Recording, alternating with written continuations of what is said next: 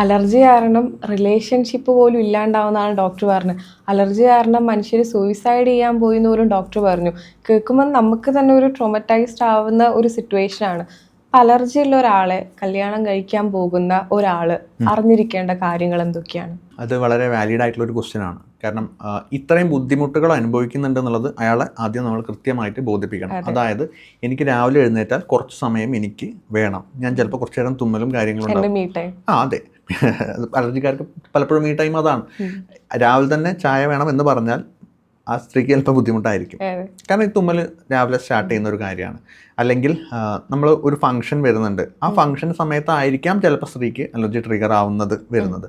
അപ്പോൾ അതൊരിക്കലും ഒരു മടി കൊണ്ടോ അല്ലെങ്കിൽ ആ ഫംഗ്ഷന് പോണ്ട എന്ന് വെച്ചിട്ടോ അല്ല. പിന്നെ ഞാൻ പറഞ്ഞ സെക്ഷൽ കാര്യങ്ങളുണ്ടല്ലോ, നമുക്ക് ബുദ്ധിമുട്ടുകൾ ഉണ്ടാവാം. എനിക്കിതിൽ താല്പര്യമില്ലാത്ത ആളൊന്നുമല്ല, പക്ഷേ ഈ അലർജീൻ്റെ ബുദ്ധിമുട്ട് വരുമ്പോൾ എനിക്ക് അതിനേക്കാൾ ഇമ്പോർട്ടൻസ് എന്ന് പറയുന്നത് എൻ്റെ സിംറ്റംസ് ഒന്ന് കുറയുകയും ഞാനൊന്ന് കംഫർട്ടബിൾ ആയിട്ട് ഉറങ്ങി ഇരിക്കുക ചെയ്യാനാണ് എന്നുള്ള കാര്യം വളരെ കൃത്യമായിട്ട് ഹസ്ബൻഡിൻ്റെ അടുത്ത് കമ്മ്യൂണിക്കേറ്റ് ചെയ്യേണ്ട കാര്യമുണ്ട്. അതുപോലെ തന്നെ എന്നെ അലർജിയുള്ള ഒരാൾ ഇന്ന് ഒരു പരിഗണന തന്നാൽ മതി, അത് ലേബൽ ചെയ്തിട്ട് സംസാരിക്കേണ്ട. അതായത് കളിയാക്കരുത്, നിനക്ക് അലർജി അല്ലേ എന്നുള്ള ഈ ഒരു കാര്യം കഴിയുന്നതും കുറയ്ക്കുക. വീട്ടിൽ നിന്നുള്ള ആൾക്കാരുടെ അടുത്തും ഈ ഒരു കാര്യം കമ്മ്യൂണിക്കേറ്റ് ചെയ്ത് പറയുക.